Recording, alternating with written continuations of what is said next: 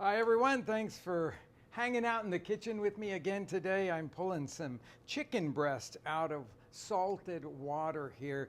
I'm poaching it for red chili enchiladas. Now, I've done this part of it sort of in my standard way, which is to bring salted water to a boil, slide the boneless, skinless chicken breasts into the water, and then when it comes back to the boil, I turn it off and let it sit for 10 minutes. That will give you really beautiful poached chicken.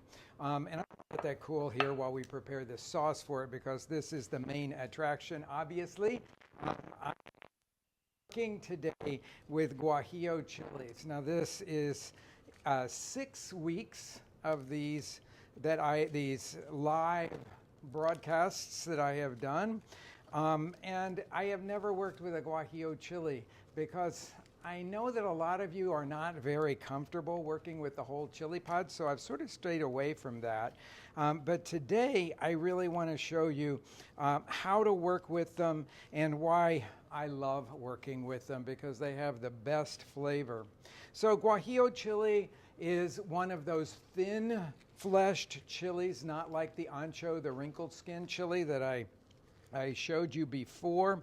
But these are very thin-fleshed, and they are not wrinkled like the ancho chili. They're a beautiful cranberry red color, and they're very bright in flavor. I think that's what I would call it, is bright.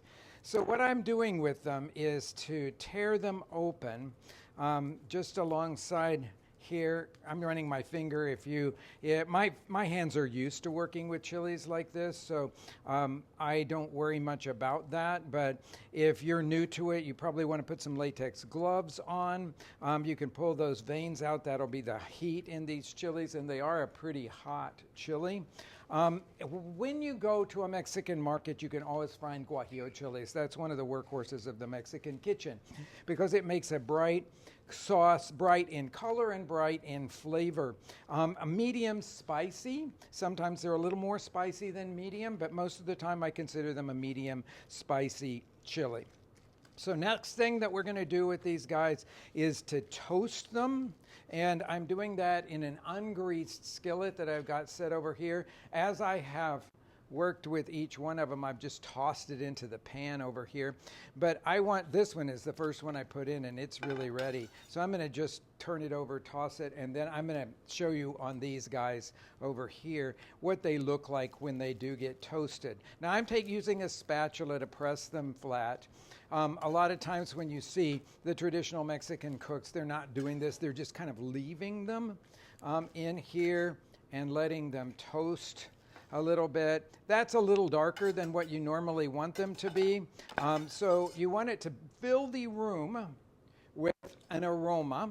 You want to see them change from, on the inside, change from the dark red to light tan color. If you come right over here, you can see that light tan color that I've got going here. Light tan color. When they get like this, that can add more bitterness to the final sauce, so you want to be careful not to get very much of that on there. So we've got all those guys there, and I'm not going to use the seeds there. In certain places in Mexico, people actually do use the seeds a lot in the cooking, especially like in the state of Arizona, around Mexico City. But I'm going to put all of these seeds and the little stems over there in the compost bowl. And then I'm going to take these guys and kind of tear them into smaller pieces so that I can get them into the blender. They'll catch right away. Okay, so I'll scoop all that up there. And then the rest of the ingredients that are going to go into this sauce, it's going to be what we would call a tomato guajillo sauce.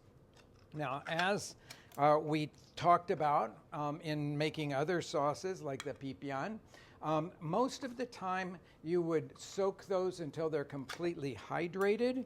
That'll take 20 to 30 minutes, and then you drain them, taste the juice, the water that is their hydrating liquid, and you see if it's bitter. If it's not bitter, then you put it in, use it as some of your liquid in your blending. In this one, I'm kind of eliminating that step. There's not a ton of guajillo in here, so I can get away with this because there's not that much bitterness in them. So I'm just going to go straight into the blender. That takes a whole half hour out of your preparation time here. And mashing garlic to release papery skin. And then those peeled garlic now into the blender jar, and we're going to add some spices. Now, the spices that I've chosen for this, there's many different ways you can go with this, but I've gone pretty traditional in these flavorings. I've got a little bit of, and you'll notice that this may look like a very small amount to you. That's cumin seeds and black pepper. But this is sort of the traditional way, especially the further south you get in Mexico. The more you will find people using just a small amount of spice in things. As you get closer to the U.S. border, cumin starts to get much more prevalent and in much bigger quantities. Until you get to Texas, the chili powder has a very strong cumin aroma and flavor to it, and that's what we have as the primary flavoring in chili from Texas. Okay, I've got my brush here. I want to make sure to get everything out of here because there's not very much in this recipe. So I'll scrape those into the blender jar here, and then I'm going to get rid of this, but I'm going to use that brush here in just a minute on this tray, so I'll just leave it over there. Now, I'm going to put the top on the blender and make a puree out of this. This is going to take a minute because the Guajillo chili has a really tough skin, But with a high-speed blender like this, you can get it really, really fine so it won't add grittiness to your sauce. I'm going to flip it on to high now.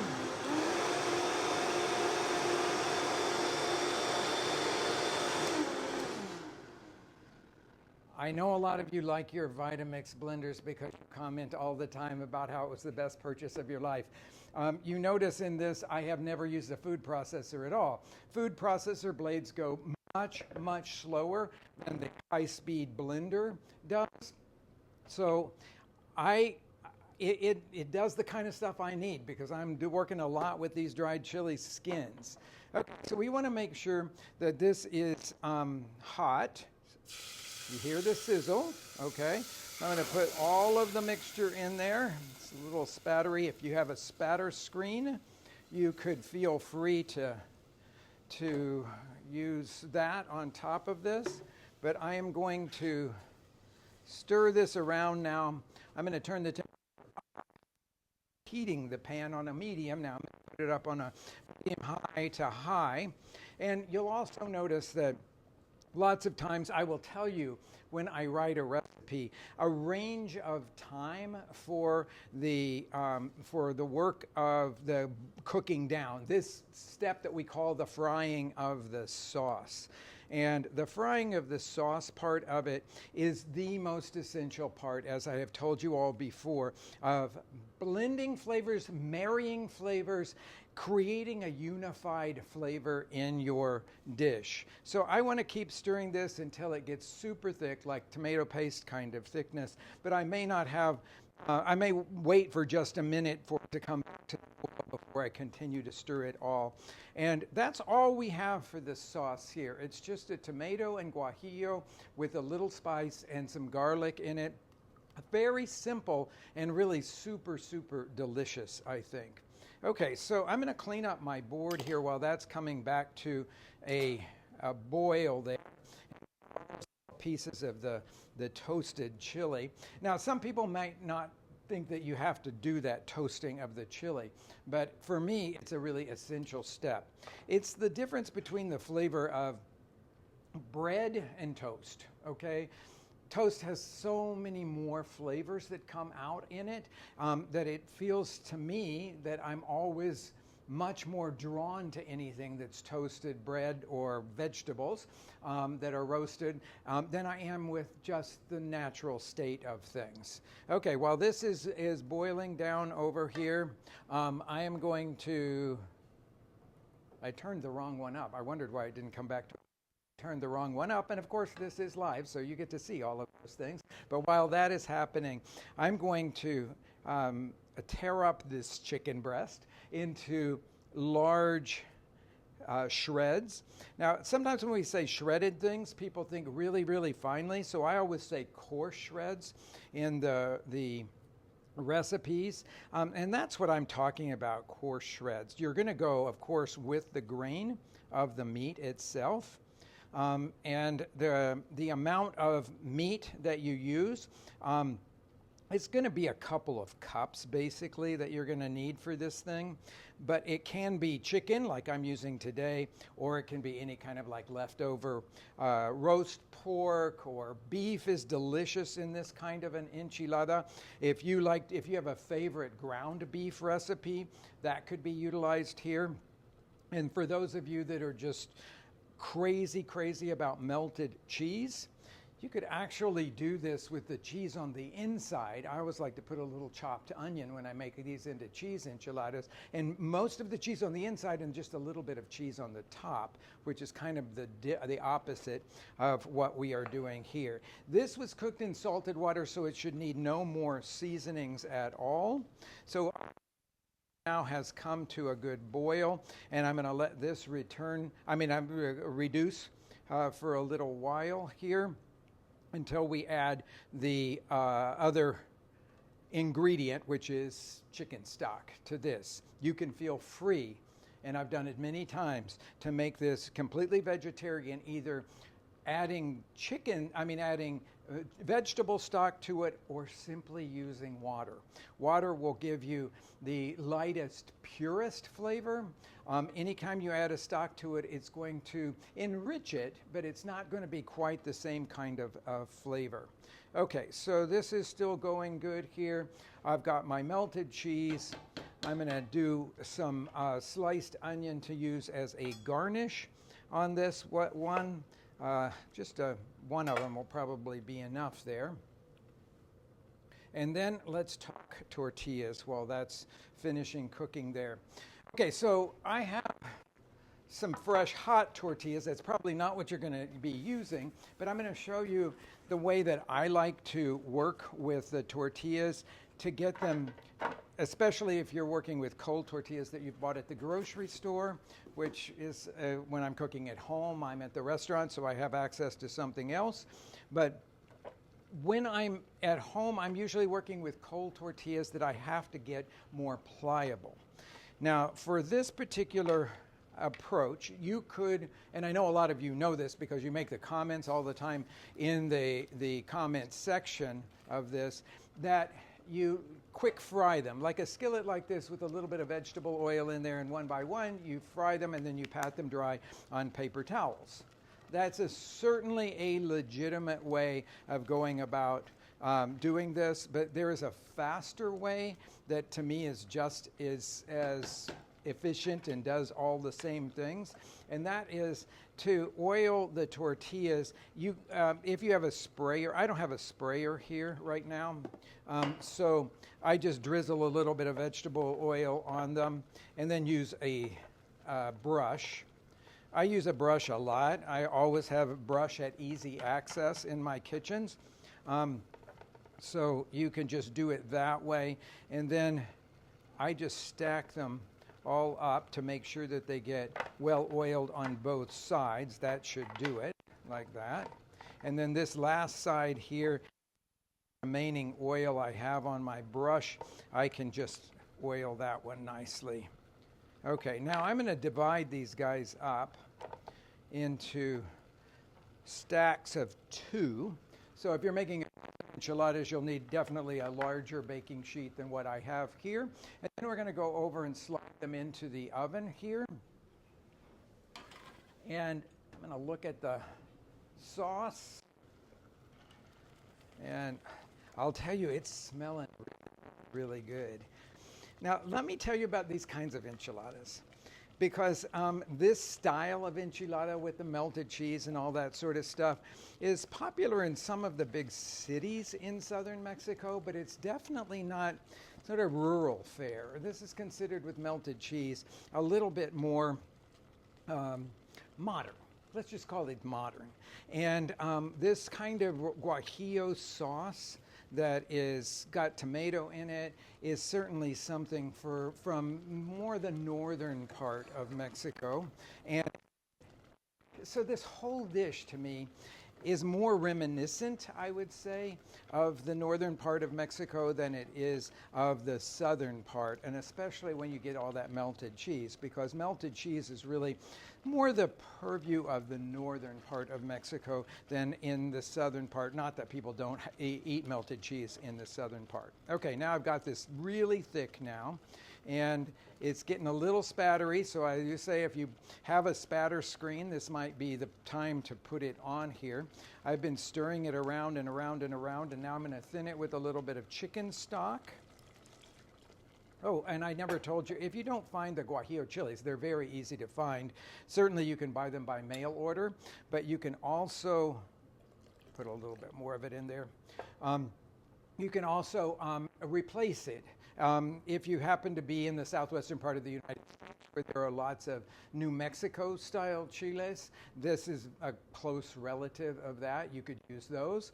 I will say the flavor of a guajillo chili is a little more concentrated in some ways and a little more balanced in heat. Sometimes the New Mexico chilies, there's a mild version of it, of course. Then some of the hot ones are super, super hot. But if you like spicy food, then you'll probably like that. So I want this to be the consistency of like a cream soup. And if I were doing this leisurely at my house, I would put all of that stock in there, and it would be very, very soupy, and I would just let it simmer for half an hour or so until it was back to this kind of consistency. Let's get those guys out of the oven, because they're going to be ready now. Okay, and they'll be hot through, and then that takes away that whole plan of individually frying them. Makes it a little bit easier to work with. I would suggest that you put them together like that. You'll see that they don't have very, and I will say that if you are using an oil sprayer, this whole thing goes super fast. I'm just going to get rid of that like that. Okay, so now we've got our chicken. I'm going to season this sauce now with some salt. It's come back to a boil. Just let this simmer for a little while longer to integrate the flavors a little better. And I'm going to give it a taste and see where we are. This chicken broth that I'm using is seasoned. Always you know whether your chicken broth is seasoned or not, because you can either add too much or too little. Sauce. Sharp to you, like I told you. Sharp flavor, and the tomatoes add some acidity as well. I will say that a little pinch of sugar can be a wonderful thing in this sauce if that's what seems to be right for you. Okay, so now I've seasoned that. I'm going to turn it off, kind of pushing my way through this. I'm going to take a little bit of this sauce here just to season the chicken with. And then we're going to fold it into these tortillas to make these enchiladas. Okay, I've got a small pan. If you're making all dozen of these, then you're going to want to use the 9x13 baking dish. This is just a little 8x8. But I'll lay 3 of these guys out here. Take a little bit of the chicken now and put in the middle of them. And then roll those guys up. Now, you in the States, we tend to want to have a lot of filling in all of the things, whether it's a taco or an enchilada. In Mexico, it's much more about the tortilla, which is the staple of life. So I'm going to spoon a little bit of if I can grab the right spoon here. a little bit of this sauce just to moisten the bottom of this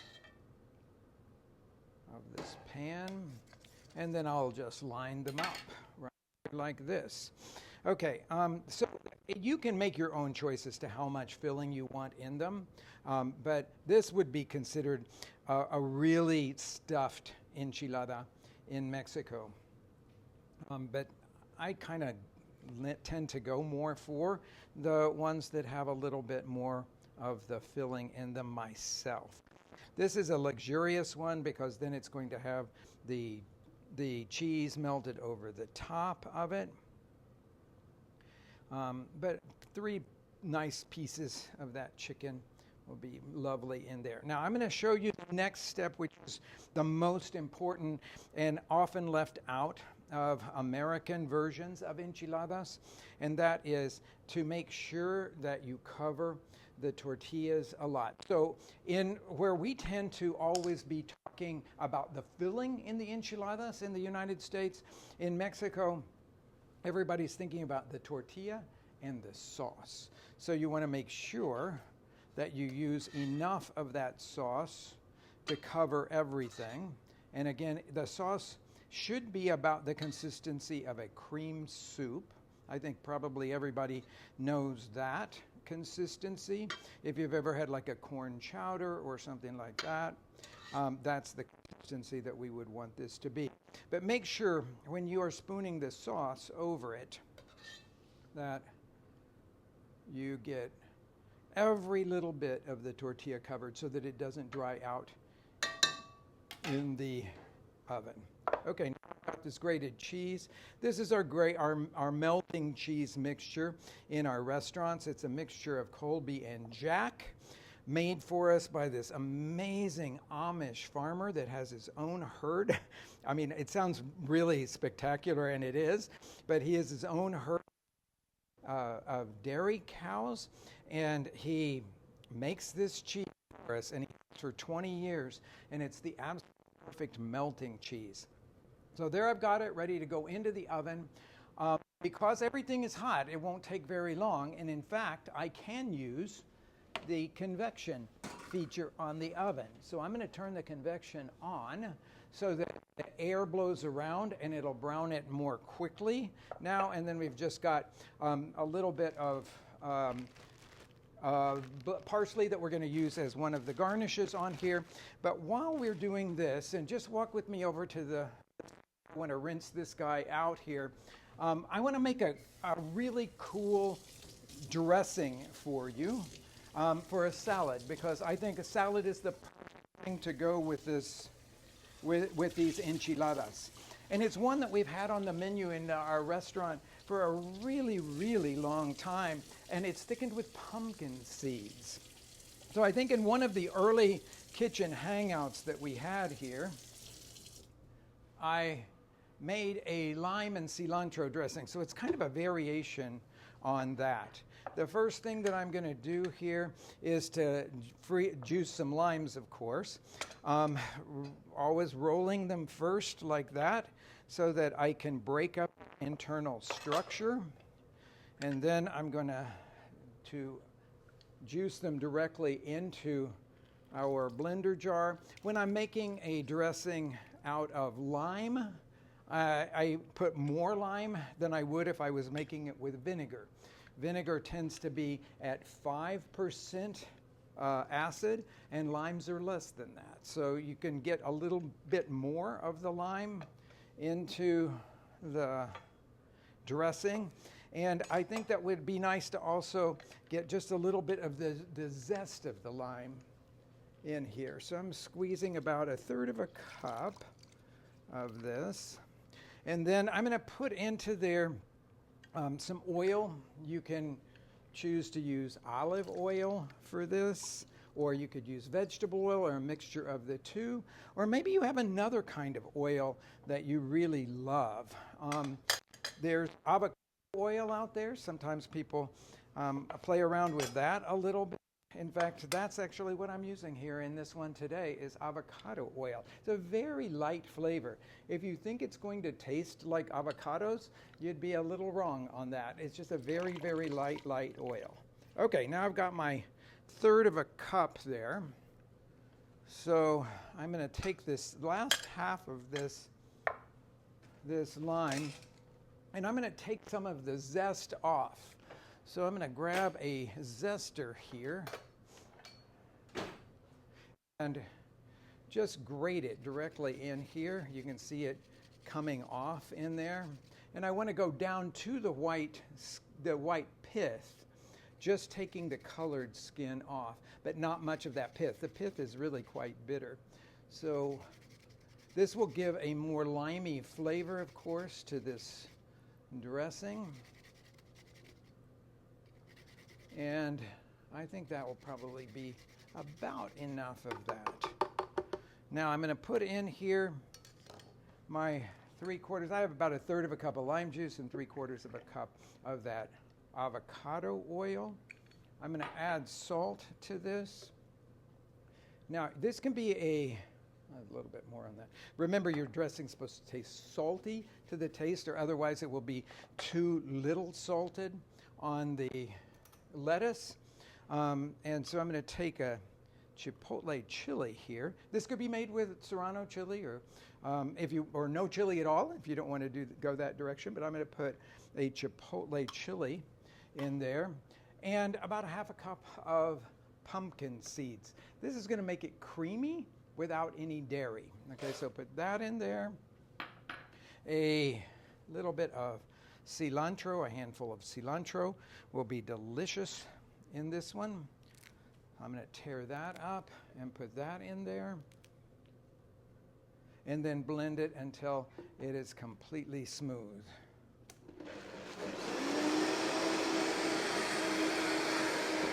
You'll notice how it looks almost mayonnaise-y, like creamy like mayonnaise. The really, really beautiful way to get consistency, a little thicker consistency in a dressing. Okay. Now I want to give this a taste before it goes on see, it really does look like the consistency of like ranch dressing. Let me show you some of that. So it's just beautiful. And it's got this wonderful nuttiness to it. Okay, here is a mixture of romaine and some of that little wild arugula, and then it's got those little beauty heart radishes in it. This is one of our favorites here in the restaurant. I'm going to use that technique that I've shown you several times to take this thick dressing, go around the outside of the bowl, and then just turn everything in the dressing. And as you turn it, it will mix beautifully and evenly, but you're really just kind of turning it over and over. It's a really nice way to ensure that everything gets coated evenly and you don't have any clumps of dressing anywhere in it. I'm not a fan of pouring dressing over the top of things. I don't think you get anything that's very good. Okay, nice salad there. It's going to have a lot of crunch to it. Let's go look at these enchiladas here. Let's see how they are doing. I can feel that it's hot. Yeah. Now that looks really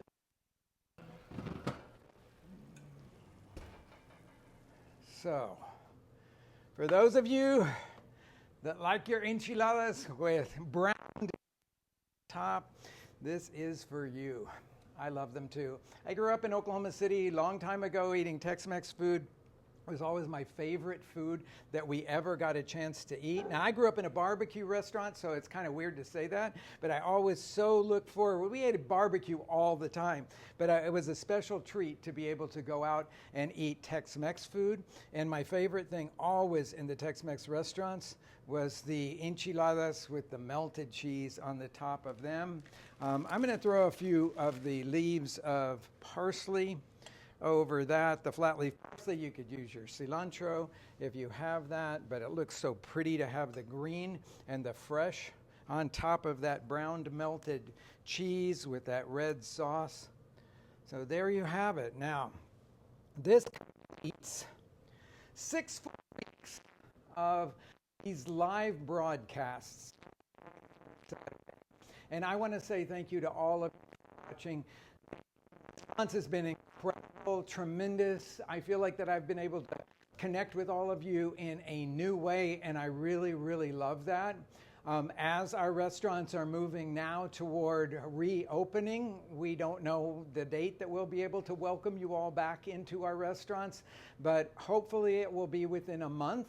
And we have lots of work to do, lots of plans to make, and lots of new procedures to get comfortable with and to train all of our staff with.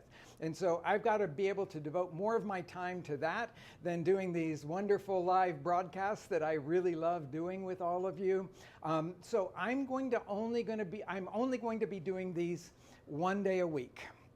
And I'm going to continue doing them on Fridays at 1 o'clock. But next week, there is something special because on Tuesday, it is Cinco de Mayo.